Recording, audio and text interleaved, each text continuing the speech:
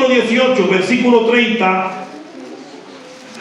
Después de que hemos ido en el propósito de estos ayunos, en la restauración de la iglesia, las familias pastorales, los matrimonios, y que Dios realmente restablezca nuestra vida y nuestra comunión con Dios. Amén.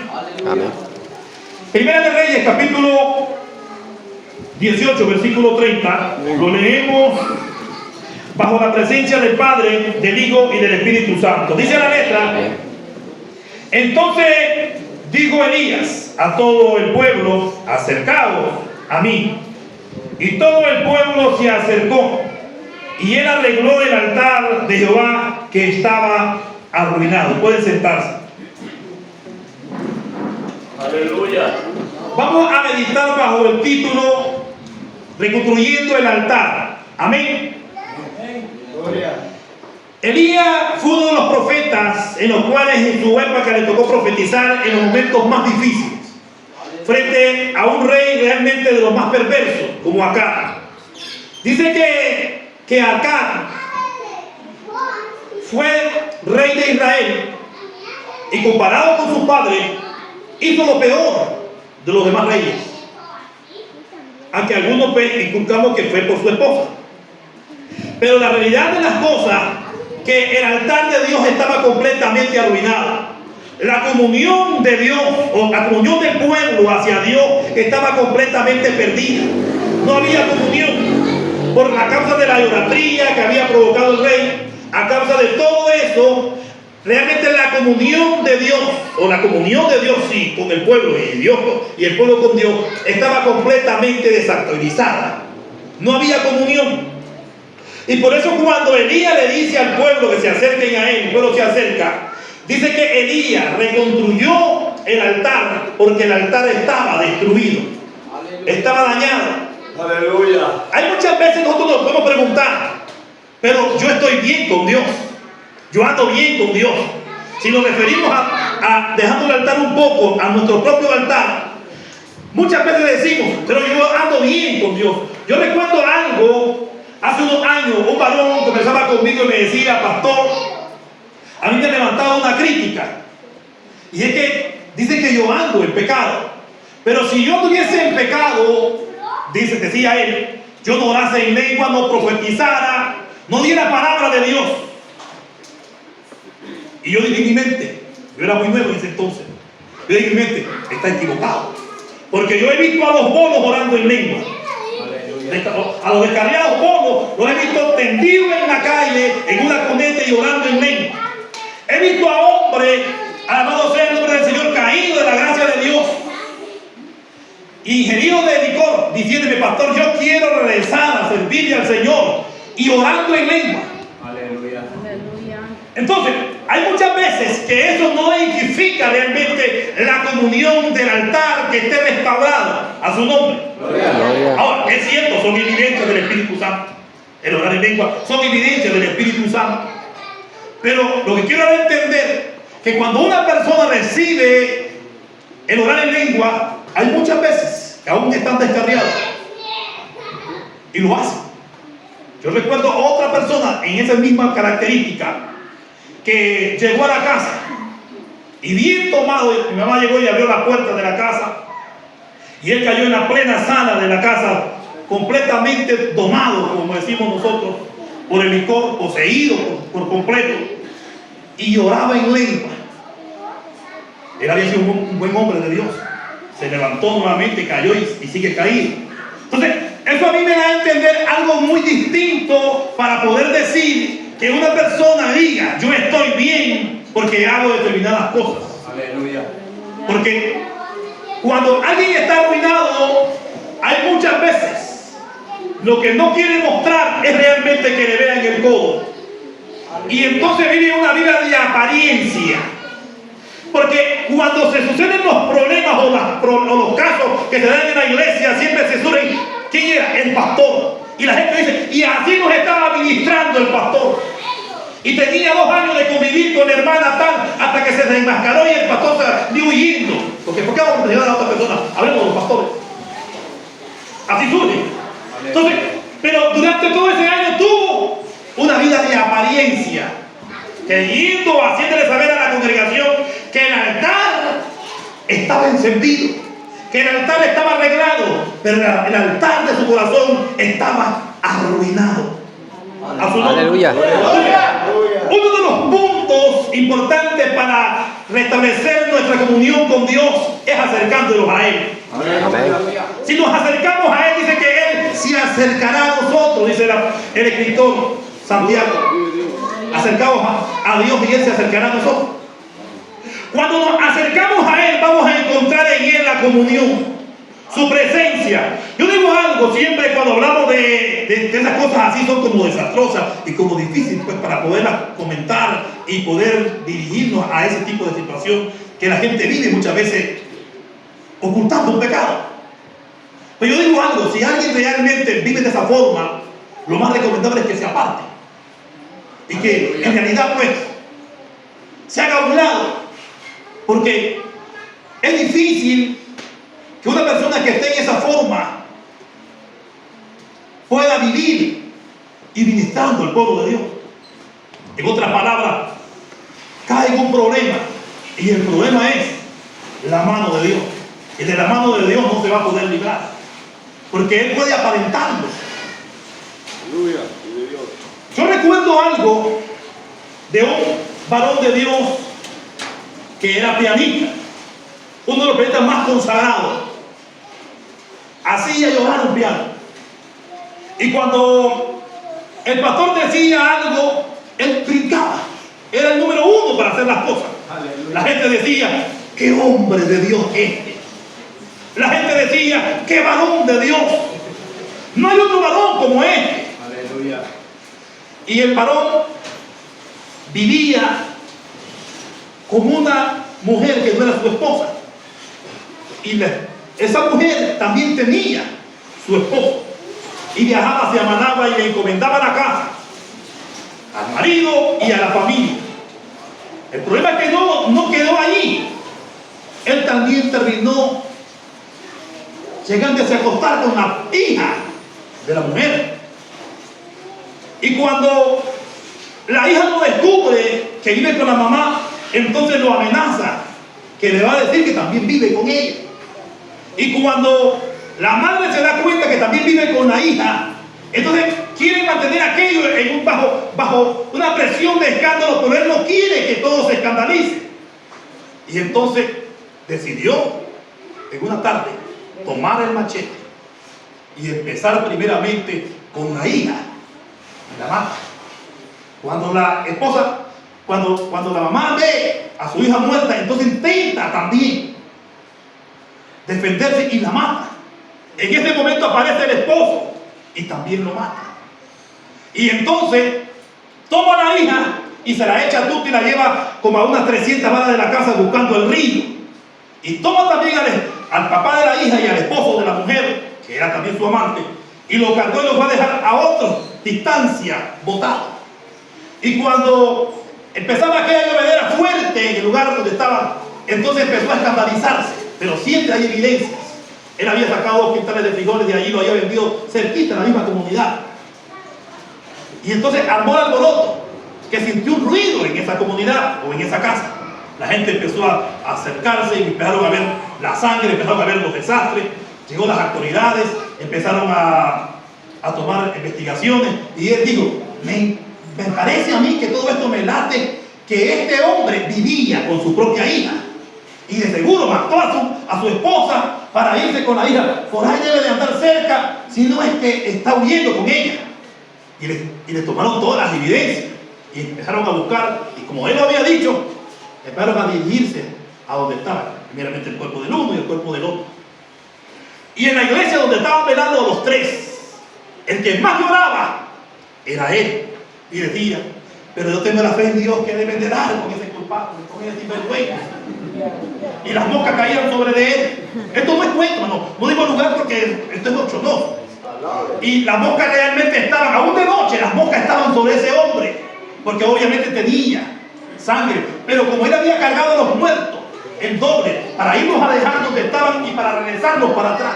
Entonces la gente decía, sí, es que no se creo porque el pobrecito se esforzó. Es Dios que sí da la vida por las personas, clase de diácono, buen músico.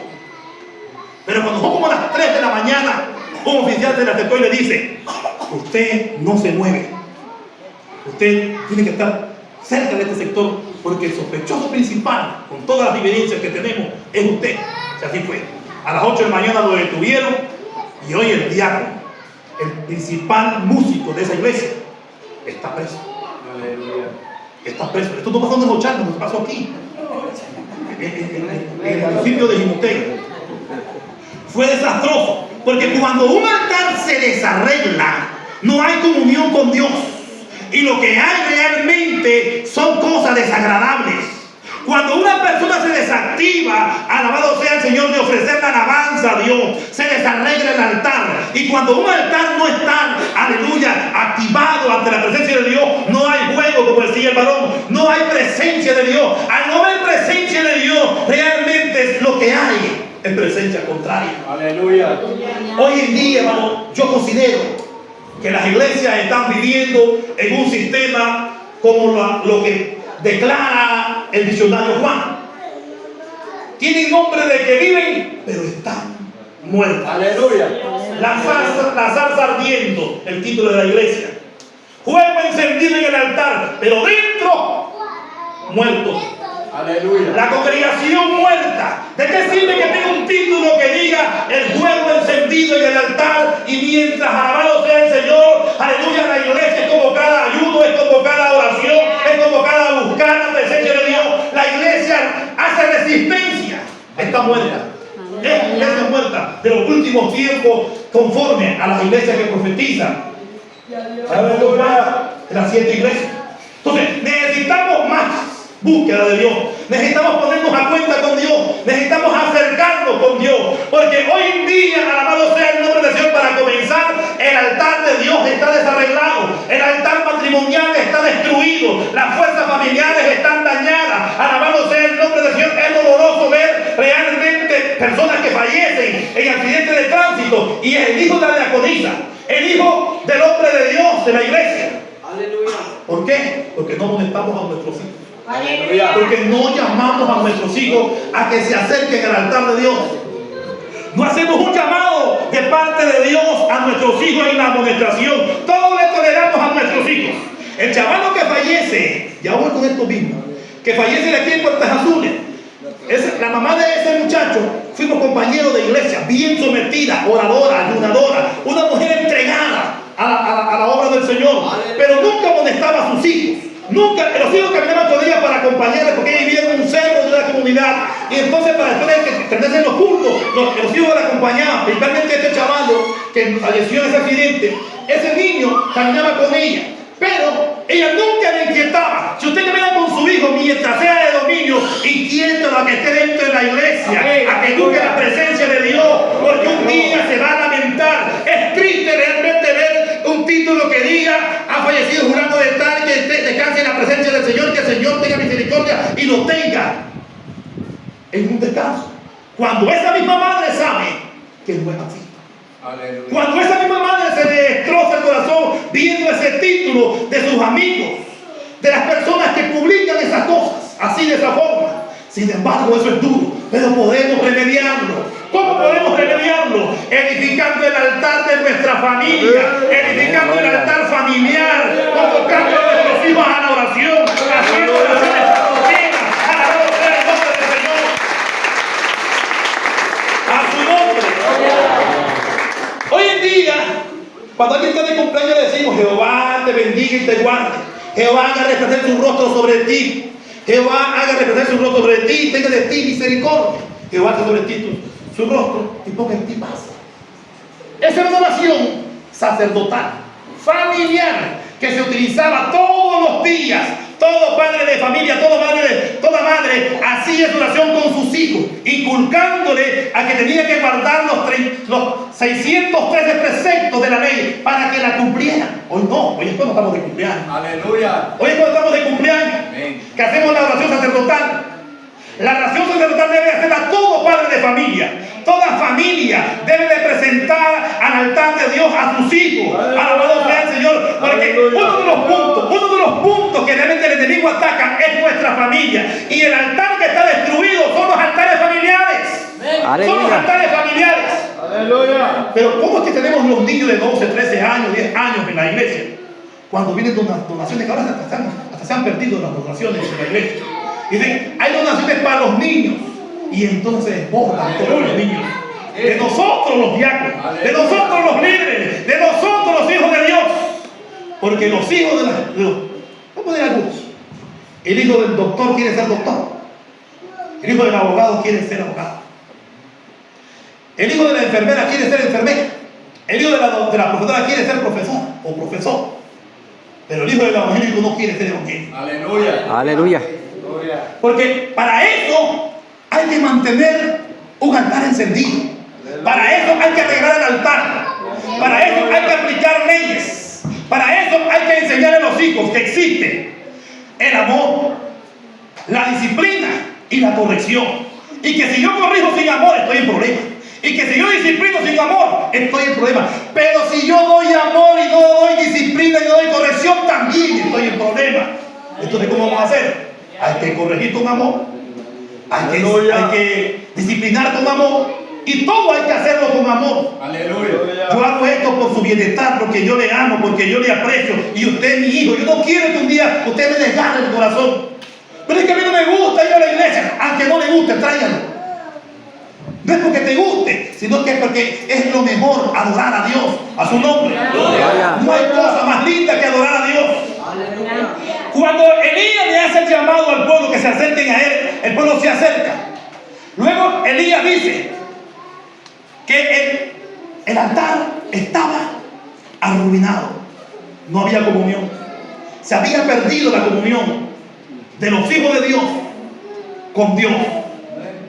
Y cuando muchas veces, hermano, el conformismo, las cosas desagradables, imagínate hoy en día, hermano, esto se convirtió en un arma letal. La vieja está al rincón durmiendo y el viejo está. Aleluya. ¿Y cómo te llamas? Y eres bonita. Y es una señora anciana de 80 años, pero después de una imagen de que de 18 años, está bonita. Esa somos, no me engañes, esa soy. Y es una señora de 90. Pero sin embargo, ¿quién es el diácono de la iglesia?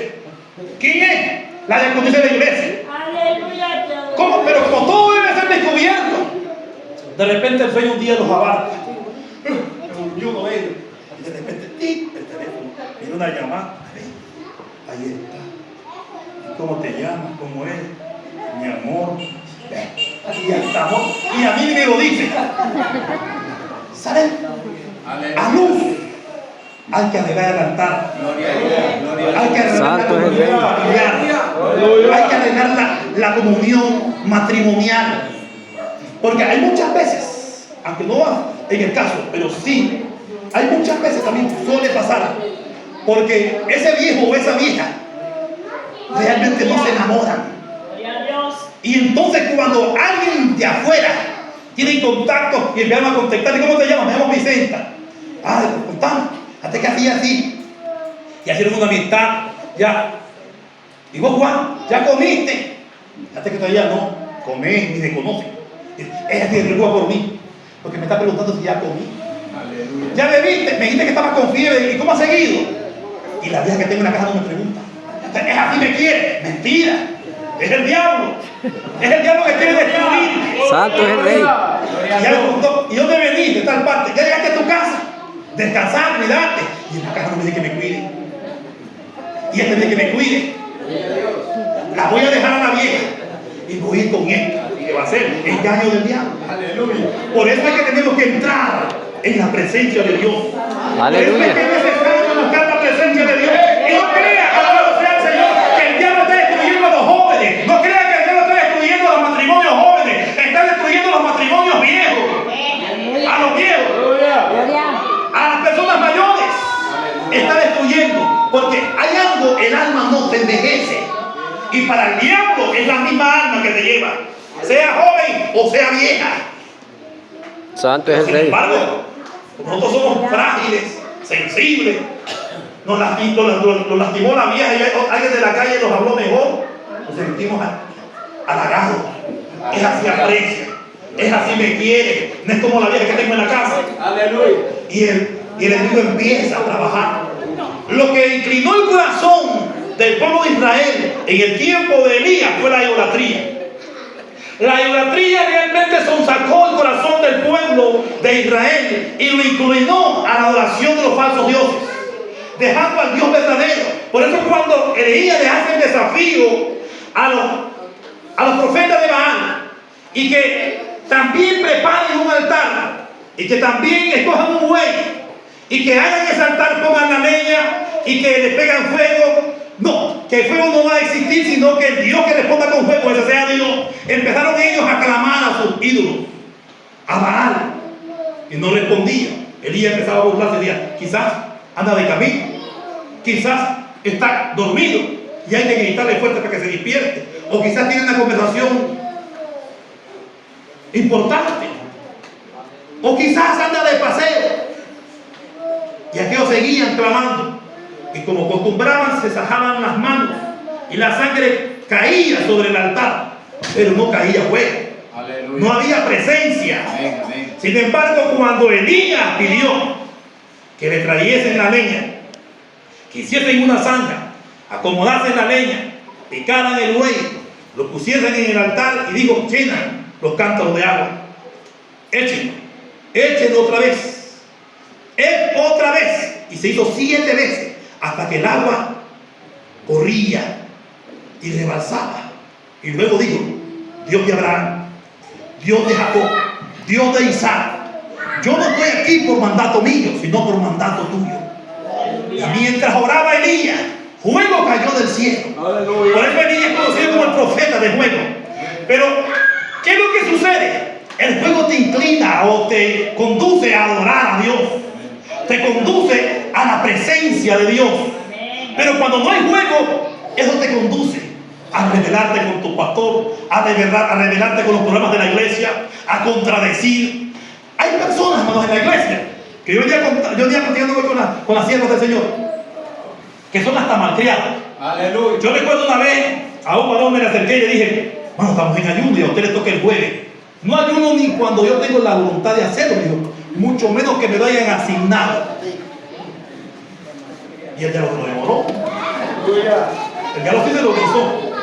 Él sí no pidió consentimiento para destruirte. Porque el enemigo cuando va a destruirte, realmente no te pide consentimiento. Solo lo que él espera es una oportunidad. Una oportunidad, y logrando la oportunidad, te va a destruir. Te va a destruir. Y no solamente destruye a los miembros, destruye a los pastores, a los presbíteros, a eso les lleva hambre. A los hombres que están en la cabeza de los pastores, a eso les lleva hambre. A los pastores que están en la cabeza de las congregaciones, a eso les lleva hambre. Y usa muchos medios. Número 1, la depresión. Nadie me quiere. Yo veo que no me aprecian. Yo veo que en virtud como que yo soy nuevo, que estoy comenzando en el ministerio, me den palabras de aliento, me dan palabras fuertes. Yo no me siento bien. El enemigo empieza a aprovechar y lo tengo. Es como el boxeador cuando el boxeador le deja caer un gancho al hígado y lo deja en medio mareado y el boxeador dice, ahora es mi oportunidad que lo noquee. Suscríbete en nuestro canal Byron Castellón.